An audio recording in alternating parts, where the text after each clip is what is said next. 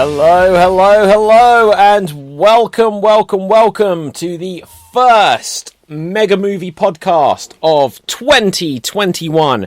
I am your host, David Pustansky, and this is super exciting to be doing this podcast today. We're going to be talking about Doctor Who, Resolution of the Daleks, or just Resolution as it may be called, in fact. And it's the latest episode at the time of talking. It's just had its premiere on the 1st of January 2021. There's loads of stuff to get into.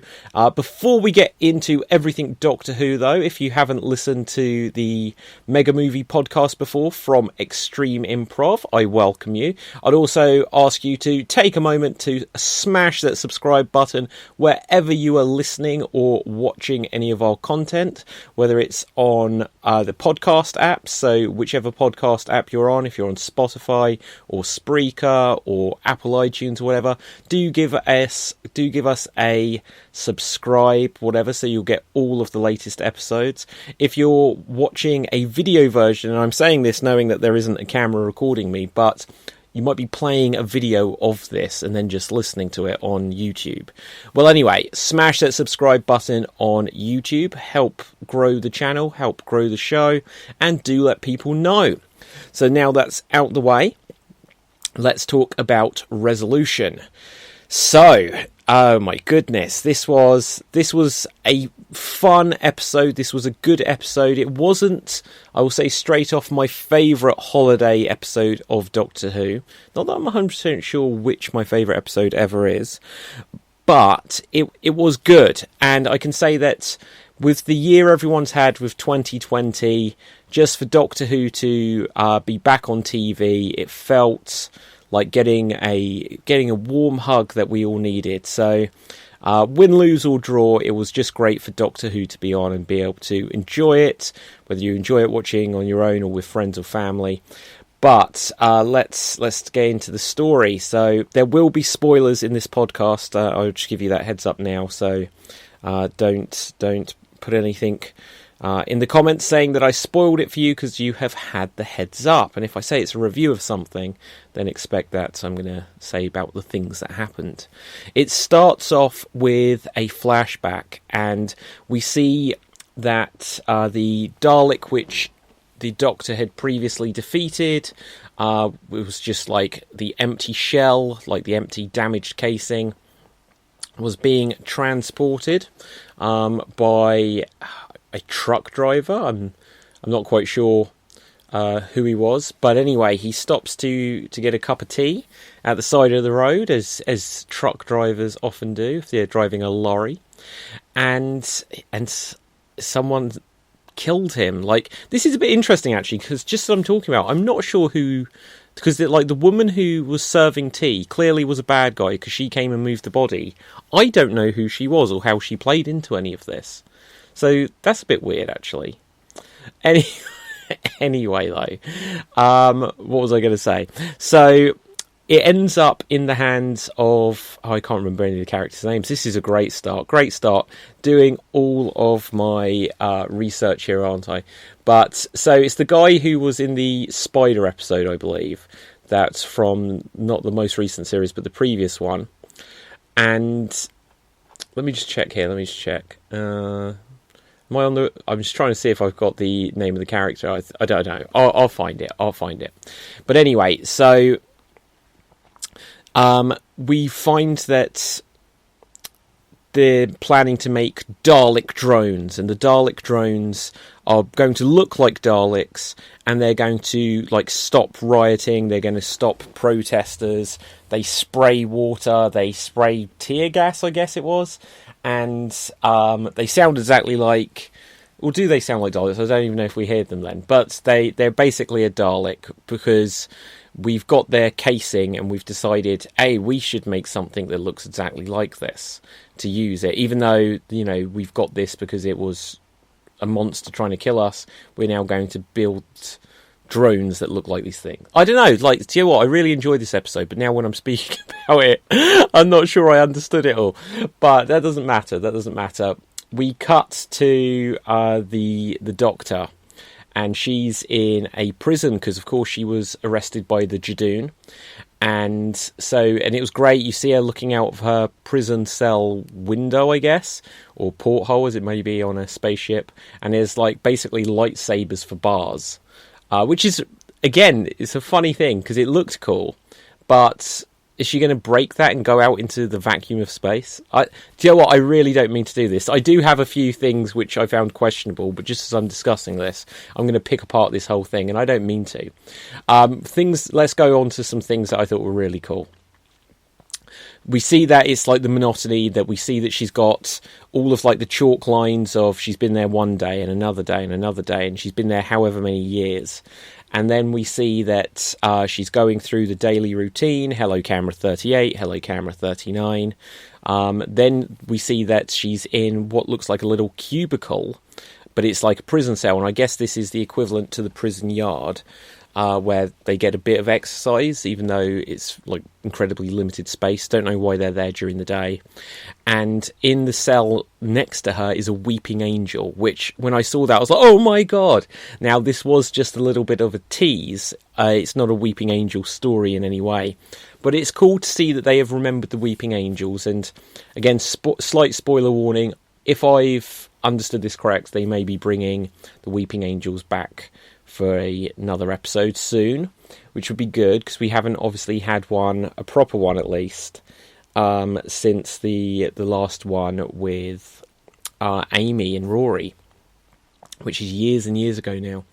So one thing that's interesting though, and I wish I'm going to pick some stuff apart, but it's done with love, just because I'm someone that overthinks Doctor Who, not because that it's a major issue. But the Doctor walks around in her little cubicle, and there's a weeping angel there. She turns round at it, and suddenly it's like, rah! It's right up in her face. And she turns back, and suddenly it's just covering its eyes again. Now, this is an interesting thing. Because she was looking at the weeping angel, or it was in her peripheral vision, it couldn't move.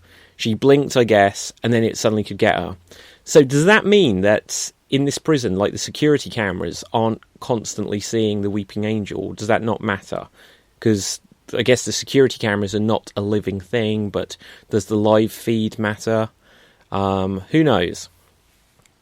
And the image of an angel is an angel, remember all this? So if a prison has got security cameras on this thing, I'd be surprised that it could move. But also, you could see that there was tons and tons of cells, like around the Doctor. There was the weeping angel, there was an ood, there was the little gremlin looking thing, I completely forget what it is, and then there was maybe something else. We'll come to what's definitely else was near her in a moment. But if there's all of those things around the Doctor, then surely there was all that similar things around the angel, and they could see who's in the cell behind the person next to them. And so the idea that weeping angel would ever be able to move, I find a little bit questionable. Oh yeah, the silence. Aha! How funny is it that I forgot the silence was there? But one of the funniest Easter egg joke things in there is that we see that there is a silence, and the Doctor just goes, "Oh yeah, I forgot you were here," which is just brilliant. It's so brilliant, just that obviously for anyone who's a long-term fan of Doctor Who and saw all of the stories with the silence, they'll know that the silence are a being that when you don't look at them, you forget that you've seen them. So they can do anything in front of you, but as soon as you turn away, you forget that you've seen them. So the fact that she looks at it and goes, "Oh yeah, I forgot you were here," is just really funny. But again, this brings up the question. It's nice to have these Easter eggs of the weeping angel and the silence there, but how did they get the silence? Now, obviously, we had the storyline where the Doctor defeated the silence. Matt Smith's Doctor defeated the silence, and it's because it's going to give the message that anyone who ever sees one is going to kill them, and this is 6 billion light years away, or whatever they said on the episode. So this could be just like a different thing. So we're not saying that it's an issue that this is a silence and how did it get away. But how did the Jadoon capture a silence? You know, how did they manage to do it? So that is the question there. But obviously that's completely overthinking it, and it is just it's just a nice Easter egg to bring back some of the cool, interesting Stephen Moffat era Weeping Angels and Silence. I think Moffat created both of those. And then we see that we've got Yaz and we've got Ryan and we've got Graham, and Yaz has been going full on conspiracy theory, paranoia, putting up all of the post-it notes. I don't know if we saw pieces of string, but that kind of vibe, all inside the TARDIS. Graham and Ryan come along, and they're like, "Whoa, what have you been doing?" And Yaz has been up to all of her investigation because she is in love with the Doctor.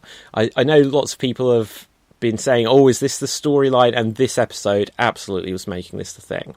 And I think it's great because of all of the companions, and we'll get more to these group of companions soon, Yaz has been far and away my favourite. And so, I think I like nothing against Ryan at all. It's interesting, the character in Ryan is because he is a bit more of a reserved character. And I don't know that we've seen as much growth in his character as I perhaps would have liked along the way. Yaz, obviously, she's a police officer. I think that's correct in saying. I don't think there was like a different title to her, but she was a police officer. And so she's got this bit more feisty side to her, like, and then obviously Graham's got more of like the emotional. Graham is very much for me like they've brought back a feel that you'd get with Bernard Cribbins as his character when he was there with Donna, and oh my god, what was his character's name? Oh my god, everyone just stop this podcast now, just don't listen if I can't remember that character's name. But anyway, so Bernard, he's got that similar Bernard Cribbins feel to him. And Wilfred, Jesus, gosh, what's wrong with my head? It's because it's the new year, and it's like, you know, at the start of the year you forget things. So Wilfred, right? So he's got this similar sort of, he's slightly older, like really pleasant, nice guy, good guy, fathery feel, which, you know, he's not the biggest adventurer, he's not like the sharpest stick, but he's got a good heart, and that's Graham. And it does feel right that if they're going to, especially if they're going to have something similar to the relationship between the Doctor and a companion that we've seen since New Who began, however many years ago, 16 odd years ago. So obviously is there something between Christopher Eccleston's Doctor and Rose Tyler? And then, of course, there was, and that was leaned into a lot more with David Tennant and Rose Tyler. And then, obviously, they played that similar thing with Martha loving David Tennant, but being unrequited love. And then, obviously, they went very much against that idea, but still acknowledged it with Donna Noble. And then they went again down this route with Amy Pond and Matt Smith's Doctor, and the Doctor and Clara, and then absolutely said, "I'm not your boyfriend," when he was Peter Capaldi and Clara, which, like, yeah, the age gap just would have made it seem really creepy. But then, because there was the older Doctor in Peter Capaldi, other than something with the Master, with Missy, they didn't really lean into the Doctor romance thing, and they sort of moved away from that. And then obviously having the first female Doctor, which it's still the same being, it's still the same character. There was the questions of, are they going to do anything with this? Is the Doctor going to get a boyfriend, or is the Doctor, you know, going to get a girlfriend? And it looks like they're going for the latter here, which is great. Doctor Who is one of the, I'd say, absolute leaders in like some of these progressive storylines, taking the risk and getting things into the mainstream, where some people say that, it leans on issues and stuff too much. But there is a difference just between playing out stories and then like making it the story. So if they've just got Yaz there and they're playing that there's some something there between she has feelings for the Doctor. The Doctor, for most of his lives, and we'll come back to, or most of their lives, I should say, has been a male Doctor, except for, frankly, the retcon from the most recent series and the Timeless Children story. But if that's the way they say that the Doctor, he likes Rose, he likes Amy or whoever, then the same being may, develop a relationship with Yaz, or, I don't know, I'm probably not saying this in the most eloquent way, but you know what I'm going for. There's no reason the Doctor should suddenly be getting a boyfriend, because it's the same being, maybe, but if the Doctor suddenly got a boyfriend, then that would also make sense. So, and then when you look at a character like Jack, who we'll get to in a second, it completely makes sense, especially with everything they did with that character, where Jack had moments where it's like, he likes everyone. He likes everyone and everything, and that's Jack, and they really play up his playfulness with everything and his confidence. But they did tease that, does Jack like Rose, or does Jack's like, oh, hello, Martha Jones, or whoever else, Donna Noble, but also that Jack has feelings for the Doctor, or anyone in Torchwood except for poor Owen. But so that's a really interesting thing, because it just strengthens, and like one of the things about that, because obviously classic Who never used to play on the idea of the Doctor having a relationship with the companions, but it just strengthens the connection between them when there is this romantic element. So it's been something that's been lacking for a few years, going back to the Peter Capaldi era, except for, again, what they played with potentially with Clara's feelings for the Doctor, and with Missy, and the Doctor's relationship. But now they will be able to perhaps lean into this. Is this going to be reminiscent of Martha, where Yaz has feelings for the Doctor, and then the Doctor is kind of oblivious, because that was really what they played with David Tennant and Freema Agyeman with Martha? Or are they going to do it where it develops into something more? Who's to say? Who is to say? I'm going to give a bold prediction right now that Yaz will actually save the Doctor's life by sacrificing her own at some point. I don't know. That's my bold prediction for the next series, because obviously today there are rumours that Jodie Whittaker is going to step down as the Doctor after being... And I say rumours because I just looked at something which seems to suggest it's a rumour, but I thought I heard it yesterday as if it was confirmed. So that during the next series, which is only going to be 8 episodes long because of the pandemic and everything, that in actual fact, it will be the last one with Jodie Whittaker as the Doctor. And so the question there is, how do they also transition between Old Doctor, New Doctor, and the companions? Because along the way we had Rose, who was there from Christopher Eccleston and still was there with David Tennant, and that made sense because obviously Christopher Eccleston left the show early, and I'm sure if there was any thought of Rose not staying on, they were probably like, look, we need to have some consistency in this show. And so I'm sure, Billie Piper was very happy to stay on regardless. And obviously Martha only lasted one series proper, Don only lasted one series proper, which took us to the end of David Tennant. And so we had a clean slate with a new Doctor with Matt Smith, and then with Amy, and then Matt Smith with Clara. But Clara stayed on and bridged the gap between Matt Smith and Peter Capaldi. But then by the end of Peter Capaldi, we had a clean slate, so that it was a fresh start. Oh, sorry, and Bill, of course. But I almost forgot Bill. So they had Peter Capaldi and Bill, but they wrapped things up there, and then they had a clean start again with Jodie Whittaker, then with Ryan, with Yaz, and with Graham. And now this episode, I'm skipping to the end here, because I hope you've seen the episode. I hope you're not just listening to me discussing it here to work out if you want to watch the episode, because I'm not doing this in chronological order. I spoke about a bunch of it, and then I've got sidetracked, and that's just my way. That's okay. It's who I am. So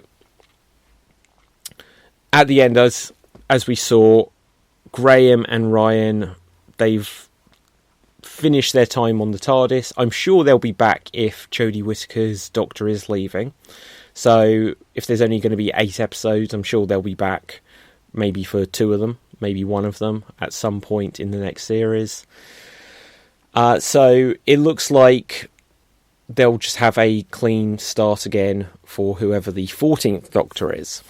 But will they just have Yaz stop being a companion? I think they're going to do something more dramatic where she's going to sacrifice herself to save the Doctor, and that will be when she reveals she's in love with the Doctor, and then the Doctor will do something to save her life and then regenerate in the process. That's my very bold prediction.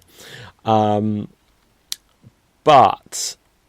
let's come back to this episode. So a guy, like the spider guy, I forget his name, was getting these Daleks made, but the researcher, again, who's the character, I don't remember the character's name, who's like rebuilding these Daleks into drones and making new ones and 3D printing them, he resurrects a Dalek from a tiny bit of DNA inside the casing of the one that they'd got, and then he makes a Dalek, and then it basically becomes like venom on him. It just latches onto his back, and then it controls his voice.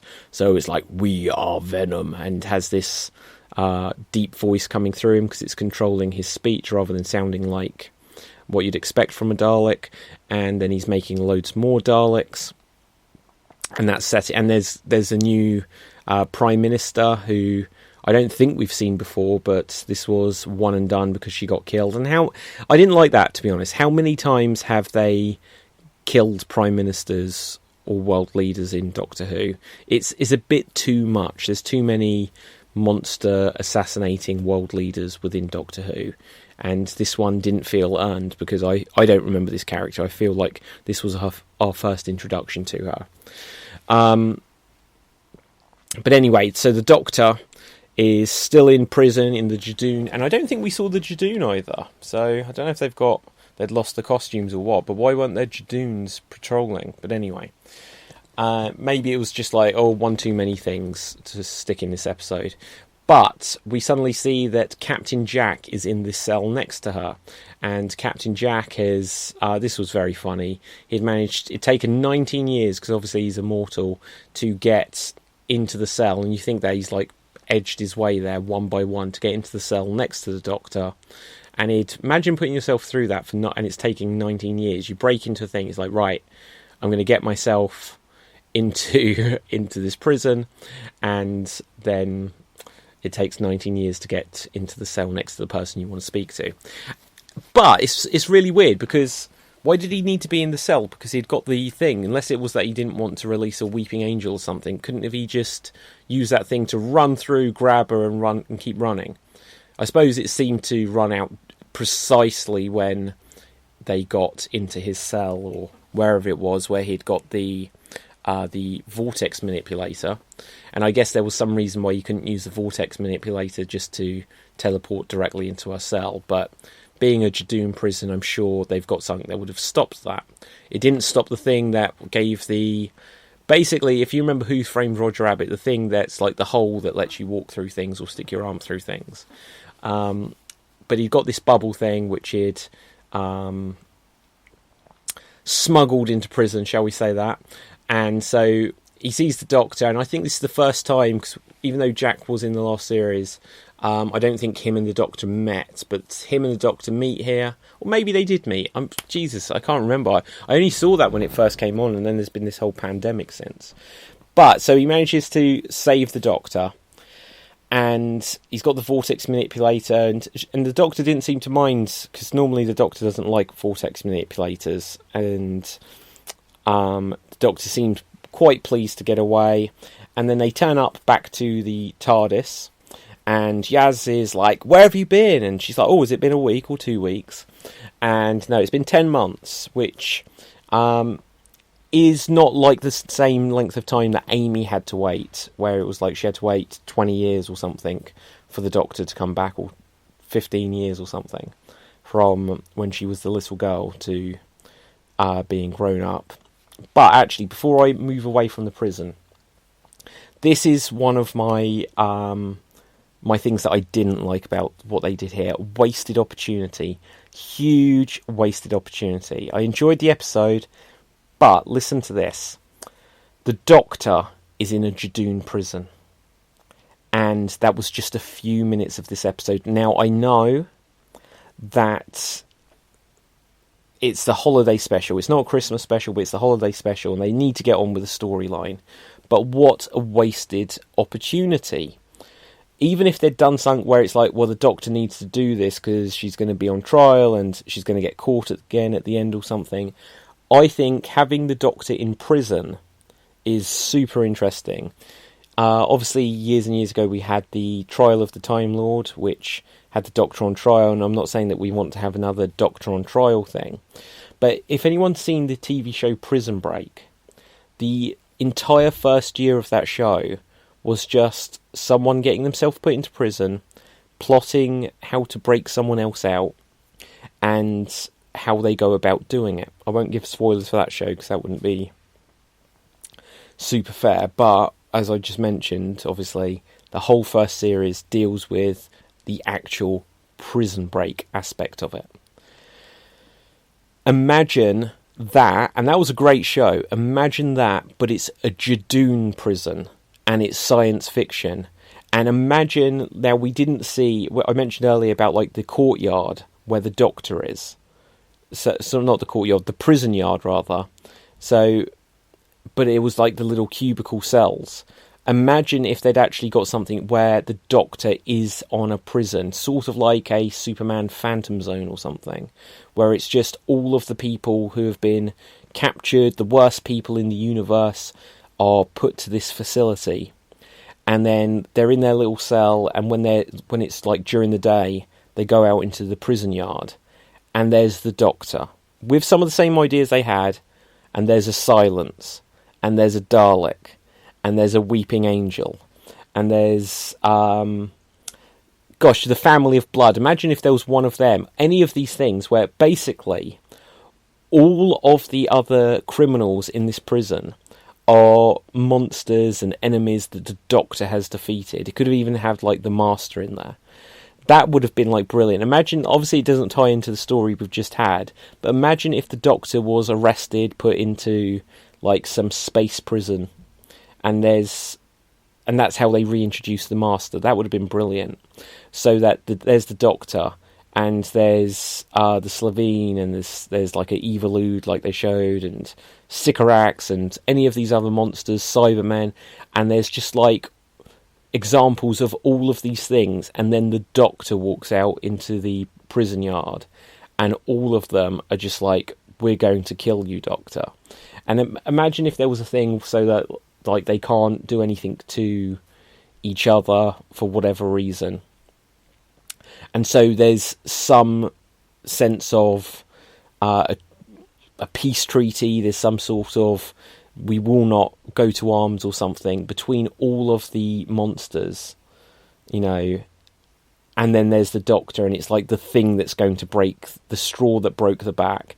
And then the Doctor could take the idea of like, right, we need to start a prison riot with all of these monsters and villains and stuff. And just within there's like, imagine if that's how they'd reintroduce the Master. And it's like the Master and the Doctor need to work together to escape this prison, and the Doctor knows not to trust the Master. And maybe it's even the Doctor in the end that does the dirty on the Master. It's like, well, you were going to stab me in the back. I just outsmarted you. When the Master goes to turn his back on the Doctor or something, the Doctor's already thought one step ahead. Something like that would have been brilliant. And so maybe in the future they could do that, but I think it's just a wasted opportunity if they can have the idea that the that the Doctor is in any kind of a prison, and they didn't go all out with what the Doctor being in prison around all of the other monsters that she was like in a film where you see like a cop has now been wrongfully arrested and put to prison, and then he's in there with all of the criminals that he's put away, or she, I should say, but you know what I mean. That would have been great. So I think that was a wasted opportunity again. And that was one of the big gripes I had. I was like, oh my god, so the Doctor's in prison and this was a wasted opportunity. But I get that they needed to tell this story, so they needed to rush things along. Maybe the Doctor will be rearrested and they can...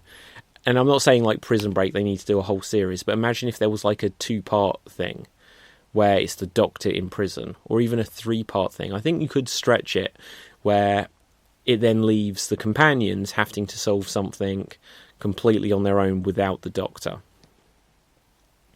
Because obviously the companions, as this episode showed, they will go off and be heroic and they've been inspired and learned things from the Doctor. But anyway, back to this episode. So the Doctor and Jack appear, and then they become aware that the Daleks are up to no good, and these drones, they're Daleks, and they teleport the little mutant Dalek monster things, like the actual alien, back into these drones. And the Doctor comes up with this brilliant plan. Now, I accept it. But, and I'm very willing to be wrong about this. If I am wrong, then wherever you're watching this, if you're watching this or listening to this and it's on the YouTube video, put into the comments how I'm wrong. Put onto the Extreme Improv page where I've posted this video something that just explains this to me, because maybe I am literally wrong. And to my understanding, the Doctor had the plan of, oh my god, there are Daleks. All of these drones that the government have got that look like Daleks have now got actual Daleks in them. And we need to do something about it. So the Doctor's like, I've got a 2-phase plan. The first phase plan is I'm going to get the riot squad Daleks to come and have a civil war, battle the non-pure Daleks because they've been compromised by human DNA. And then they're like, wait, so you're going to replace those Daleks, the drone Daleks, with Death Squad Daleks, I think they was called. And she's like, yeah. And they're like, well, how are you going to get rid of them? She's like, that's phase 2 of the plan. So let me do this one first. And so she does this. Wait, what is this episode called? Because I was just looking this up, and I've been saying it's called Resolution. And I'm looking at the wrong one, so hang on one second. What was this episode called? So I was saying Resolution, but it's not Resolution, is it? It's Revolution. I knew I was saying Resolution. I was like, it's not Resolution. So sorry, everyone's been thinking I'm wrong for the last half hour. Revolution of the Daleks. Revolution. And I suddenly realised that's not right. But anyway, back to what I was saying. The Doctor gets the Death Squad Daleks to kill the new Daleks. And then she uses... Now, if you remember that the Doctor ended up with the spare TARDIS, she uses the spare TARDIS to get all of the Death Squad Daleks to follow her inside to the TARDIS. And now it's like, oh my... And that was a truly shocking moment when all of the Daleks flood into the TARDIS. And then it turns out that the Doctor inside is a hologram. And she's like, well, I'm just going to... compact this TARDIS in on itself, and it will collapse, and it will die, and it kills all of these Daleks. Here's my, and it's cool. It was cool, except for there was 2 things. My first reaction to that was like, what? The Doctor would not waste an entire TARDIS. Look at all of the Doctor's adventures over all of the time that Doctor Who has existed. It's been Doctor Who and the TARDIS, and at times the Doctors had to fix the TARDIS, and the TARDIS has caused problems and gone wrong, and it's like, oh well, here's another TARDIS for David Tennant's parallel dimension universe, whatever. I think that's correct.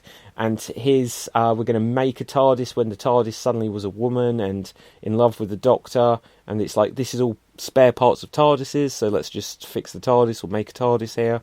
So this is such a valuable thing.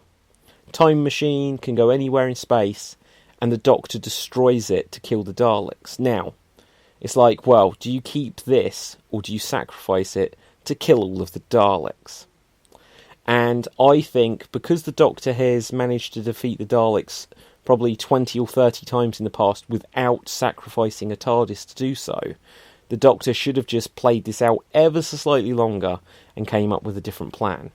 That's the first part of the issue. The second part of the issue is this, and this is where it's like, if I'm wrong, I'm wrong. And just tell me that I'm wrong. The Doctor had a two-part plan. The first part of the plan was to get the Death Squad Daleks to come and kill the drone Daleks and start a war between them. And they might even kill each other off. So, sorted, right? You have to question, though, why the Doctor would actually double the number of Daleks on Earth so that they'd potentially kill each other without there being the thought or consideration that there's going to be tons of human casualties along the way. But the Doctor was right that the Death Squad Daleks would be successful in killing the drone Daleks. And the reason that they were successful is that the drone Daleks were basically man-made and impure in the actual alien, whereas the Death Squad Daleks were like proper original Daleks, and therefore tougher, superior, whatever, and they were successful. They killed off the drone Daleks, which means that the Daleks that the Doctor invited to be in the area are actually more formidable than the one she was already facing. So getting rid of the new Daleks that are drone Daleks and replacing them with ones that defeated the ones that she was up against actually led her with a more difficult enemy. But that's fine, I guess, because the Doctor had a plan to use this second TARDIS to trap the Death Squad Daleks and kill them, right? Why didn't, and here's the thing, why didn't the Doctor trick the drone Daleks into going into her TARDIS? She could have done the exact same plan, but without inviting more formidable Daleks to have to defeat. If she just looked and it's like, oh my god, the British government have created drones, but she doesn't realise that they've actually got Daleks in them, and they are Daleks. I better announce that I am the Doctor, and they're all going to come and try and kill me. I'll invite them into my TARDIS, and then I'll crush it. And it'll be a waste of a TARDIS. But then, I've still got another TARDIS, so fair enough, and all of the drone Daleks will be dead. She could have done that.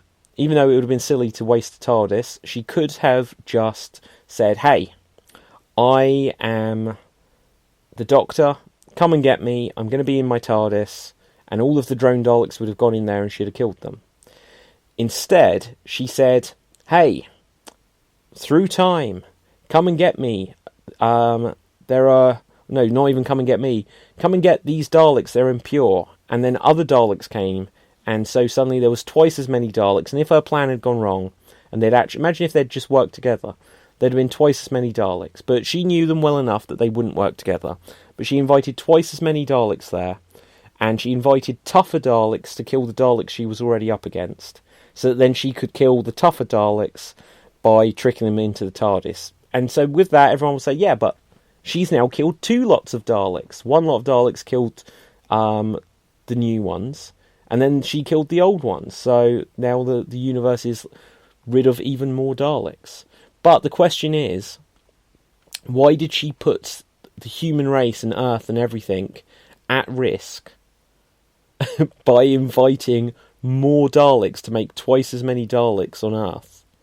It doesn't quite make sense, does it? But anyway, that was my only gripe when I think about it. But for what it was still very cool. It was cool to see, even though it was like, why would the Doctor waste the TARDIS? It was still cool to see the TARDIS like get scrunched up like a Pepsi can or whatever. And it's like, ta-da, we've saved the day. And the Doctor's and her friend's going to live to fight another day. And Jack helped along the way. Jack had the emotional talk with Yaz where it's like, hey, you know, I used to be in love with the Doctor, and I can tell that look, you're in love with the Doctor too. And that was good to progress the story there. I'd like to have seen a bit more with Jack. Jack was so good to have Jack back, because honestly, other than since like the end of series 4, like the last episode with David Tennant, where he was just even then just a cameo, we've had Torchwood for the American series, which never got followed up on. And then we haven't had Captain Jack all these years. Captain Jack never met Matt Smith's Doctor. Captain Jack never met the War Doctor. Captain Jack never met Peter Capaldi's Doctor. So it is good, and hopefully Captain Jack will be back for the next series and a more regular character, because I think John Barrowman is very much up for it. And so it'd be good to see that develop and continue. And they even mentioned about him going to see Gwen. That might have just been a name drop rather than that Gwen will ever come back into it. I don't think we're ever going to get another series of Torchwood again. I think that's done now. I think even... I forget the actress's name who plays Gwen. Everyone tell me, because you all know. Eve Miles. So I think she said that she's done with Torchwood as it is. But... who knows? I'm sure lots of people have said that they're done with things Doctor Who-wise, and then they've come back. Including Christopher Eccleston, who is doing the audio dramas, and hopefully, especially as we approach the 60th anniversary of Doctor Who in just 2 years' time, I believe that's correct, 2 years from now, and hopefully we'll get a story, even if Jodie Whittaker is leaving, and we'll have the 14th Doctor. If I was her, I would absolutely be saying, hey, I'm going to see this through to the 60th.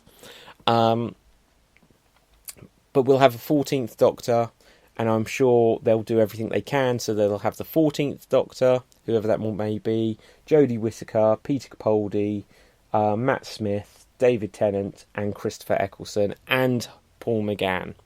And they should even bring back any of the others that they can as well. And just come up with a story where they say about... because they did it with Peter Davison meeting David Tennant, saying, oh, it's because I'm here that you look a bit out of shape, that I've like aged you because of the temporal whatever, because of two of us being here at once. And that was a great get out clause where they could always explain why when a new Doctor meets their younger self, played by an older actor, that the future self actually puts a little bit of aging drag onto their younger self, which is the older actor. And that completely makes sense, but it just sounds really confusing. So anyway, the story ended where Ryan says that he's not going to continue travelling, that he's going to help on Earth, he's going to help his mates, he's going to be there for his friends, for his family and what have you. And then Graham's like, oh man, I better stay as well because you're my grandson. And it was a little bit of a drawn out goodbye. I didn't quite like that the Doctor was like, oh, I've got two hearts, one happy, one sad. And I felt like it didn't, like, because she had a really good scene with Ryan earlier, and where Ryan was talking about things had to change, and obviously this was foreshadowing that he was thinking about he doesn't want to stay with the Doctor, travelling like this.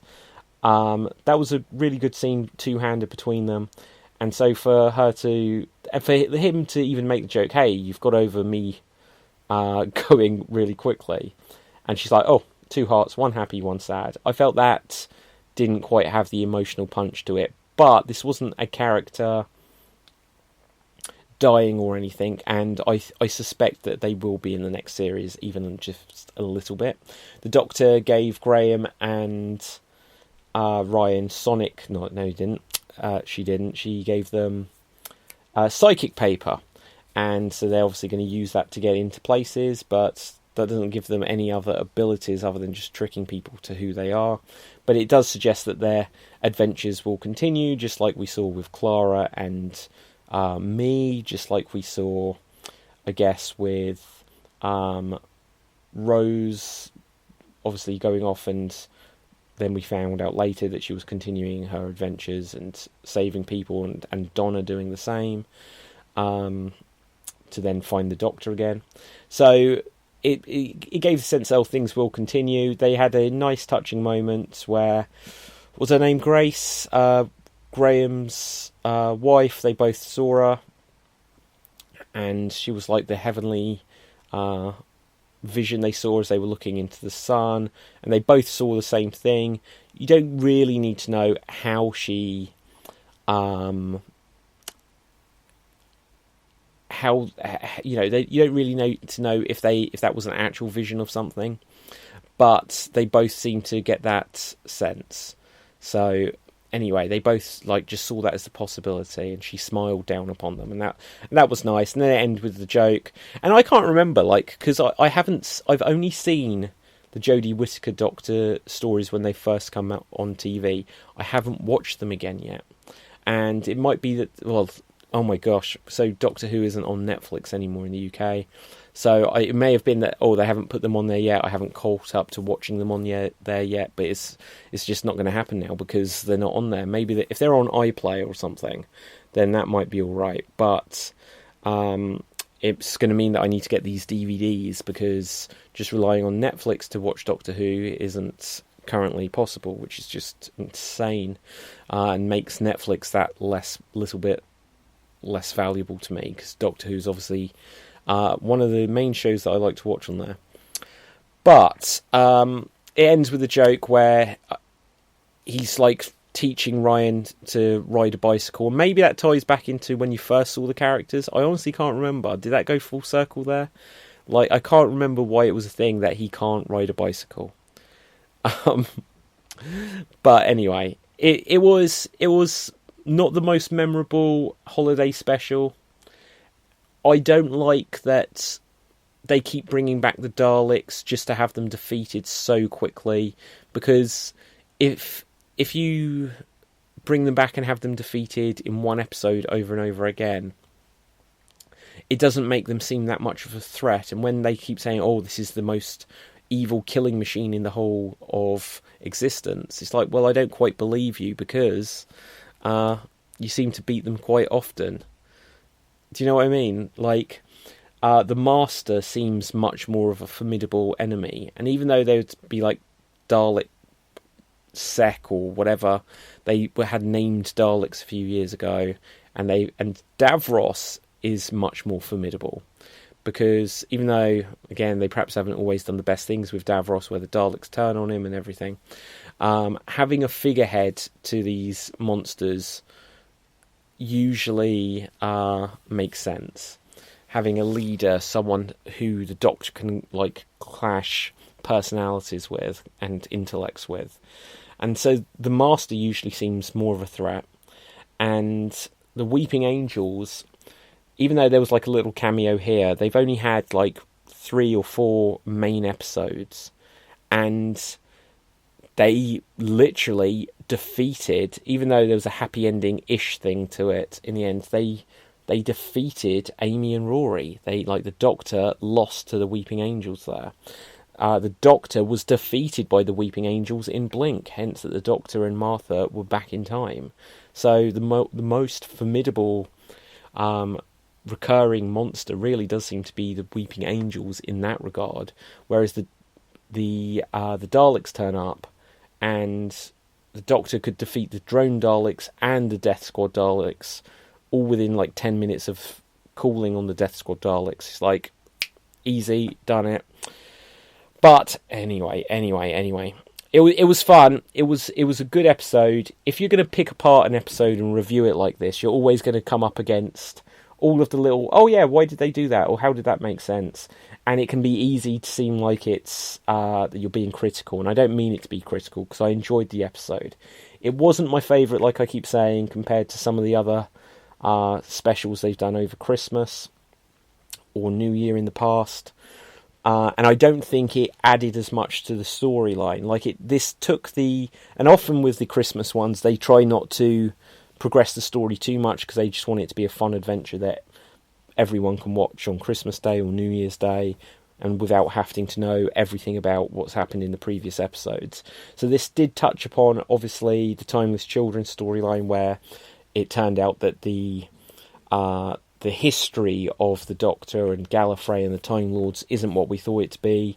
And I don't mind the concept, but I haven't enjoyed for years and years that they've messed up the numbers of the Doctors, because the Doctor, we don't know the Doctor's name. Even when they say there's an episode called The Name of the Doctor, we still don't find out something. And I think at some point, one showrunner or writer should actually come up with something. It's not going to satisfy people because it's been too long, but just never answering that question, I don't think is fun either. So come up with an explanation for who the Doctor is and stuff like this. But having David Tennant, who regenerated twice, and everyone was like, wait, does that count as a regeneration? Because he still looks like David Tennant. Later they confirmed that yes, the David Tennant one used a regeneration but still looked like David Tennant. And also then there was the War Doctor. So it suddenly meant that David Tennant's Doctor, it means that Paul McGann's Doctor is the 8th. Then the War Doctor is actually the 9th, which means that the 9th Doctor is actually the 10th, which means that David Tennant's Doctor, which was the 10th, is actually the 11th. But then because he regenerated twice, it meant he was also the 12th, which means that Matt Smith's 11th Doctor is actually the 13th, which means Peter Capaldi's Doctor, or am I skipping that? So hang on.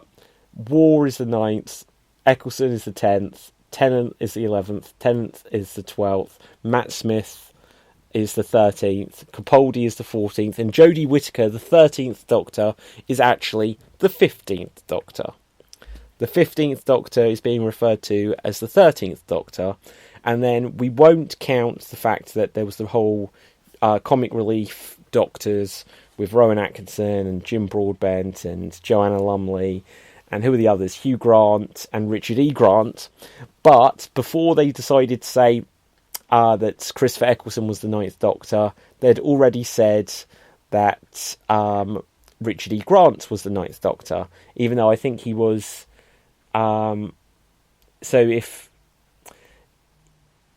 Rowan Atkinson was a different version of the 8th Doctor, which he may have had a similar sort of vibe, but he wasn't the 8th Doctor, he would have been the 9th Doctor, which would have meant that Richard E. Grant was the 10th Doctor, but then the animated Richard E. Grant Doctor was the 9th Doctor, and that was super confusing. But you could just say, well, that was comic relief, and none of those Doctors counted. None of them counted. Even though they had the first female Doctor with Joanna Lumley, they could say, well, it was comic relief, Red Nose Day, none of those counted. The Richard E. Grant animated one, they could say, well, it was animated, it didn't count, even though they did say that officially did count for some time.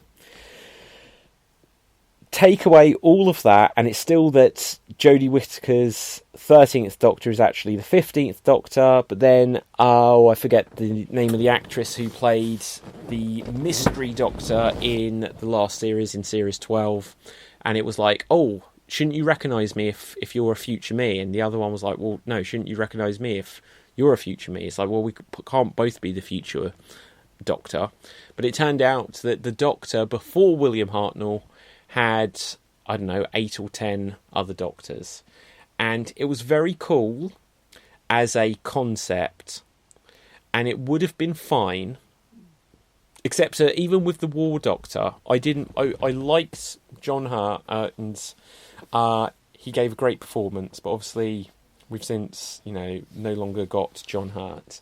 And so it means that character, the War Doctor, can never come back for more adventures. And that's the only thing I'd have said about the casting of a much older Doctor there. In the same sense with Peter Capaldi, when it comes to the 60th anniversary, he'll almost certainly be back. But how long can they keep doing that for? Whereas David Tennant and Matt Smith, they could come back as the Doctor in 15 or 20 years' time and still just about pull it off. Well, especially Matt Smith as the Doctor who was about 27 when he took on the role. He could still be the Doctor now and he'd be younger than Peter Capaldi, and he could come back in 10 years and 15 years' time and still be younger than Peter Capaldi was when he took on the role. And they did say something about when you saw the Tom Baker Doctor as the curator or whatever in the 50th anniversary special, that, oh, you're going to revisit some old faces. And that was brilliant. That was a stroke of genius, because that suggested that the Doctor ends up retired just as a curator in a museum, looking like Tom Baker. But along the way, he's going to revisit some old favourites. So it could, in that theory, you could bring back the Doctor looking like whoever. And it could be that, well, I'm Colin Baker again because I just decided I'd have this face this time. And you could have kept doing this with these Doctors going forwards, but now they're saying that there's all these Doctors from the past, from before William Hartnell. And as the story said, this is how the Time Lords got their ability to regenerate. And like so many of them were just murdered over and over again as children. And that's a bit dodgy and a bit dark in itself. But anyway, I digress. It's an interesting story. I don't like the fact that we'll never get stories of these Doctors and all of these children or teenagers or whoever played the Doctor, but we're just kind of not going to explore these because they have no intention of exploring these. And so the prized role of playing the Doctor, to me, was ever so slightly cheapened just by the fact that, well, saying I'm the 10th Doctor or something is now meaningless because he's actually like the 25th Doctor, and saying who is the 14th Doctor, it could say, well, the 14th Doctor is like the 14th person to play it officially. And to be fair, obviously Peter Cushing was the Doctor, but they just didn't count it because it was the movies and he was an alternate version of the original Doctor, like with a lessened storyline, not mentioned about Time Lords and all this other business, and just simplifying it. So there's been this for almost as long as there's been Doctor Who, where there's been different Doctors and different actors playing the Doctor, and things count and things don't count. But I didn't enjoy the fact that they made it so much more complicated, just because I think as a fan of Doctor Who, if you're trying to bring in new fans and things, this is a heck of a lot of confusion that they've brought in, perhaps unnecessarily, unless they've got something brilliant to follow it up with in the next series. And I hope they do, but especially since they've said it's only going to be 8 episodes long, I hope they've got the time to do it justice, without it just being one episode, one story, where it's like, yeah, so there was all of these other me's, and either this is going to count or it's not going to count, and the Master was lying, or if it does count, so what? So say there were all these previous Doctors, unless we're going to get them revisited in some way, why do it? I'm just not sure. I mean, it's a cool concept, but I just like to see that they've got a good plan for it to be to validate why they've done it. Anyway, I'm getting into the super geek territory now. I hope you have enjoyed this. I've really enjoyed this. I've rattled on for almost an hour now, but I hope you've enjoyed this. I've really enjoyed doing this episode of the Mega Movie Podcast.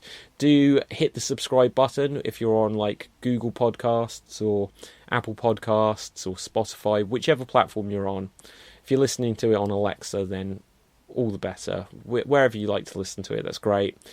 If you haven't done so, head over to the Extreme Improv YouTube channel at youtube.com/extreme improv, and click that subscribe button. Give us a thumbs up on any of the videos. We do live shows every week. There's 3 to 5 live shows every week, and they're improv comedy shows, but we always lean into pop culture. We have scenes based on movies, we remake movies, we do impressions of movie characters and of celebrities and stuff. So if you're into pop culture, it's a show that really heavily leans into pop culture. And of course, check out any of the other podcasts. We've got a bunch of improv-based podcasts, including the Extreme Improv Chat, Skills, and Radio Rumble shows. We've got the Super Kick Mania Pro Wrestling show, and we've got the Games Monster podcast about video games. So head over to facebook.com/extreme improv, and it'll have all the links to these. The website, extremeimprov.co.uk, has links to all the podcasts, links to all of the streaming shows, and everything else. We've got a board game just come out, which is called Extreme Improv. Improvise your way out of this. So loads of good stuff. My name is David Pustansky. You can find me on Facebook, Instagram, and Twitter at David Pustansky. And with that, I will wrap things up here, and I will say until next time, stay safe, have a good one, and stay extremed.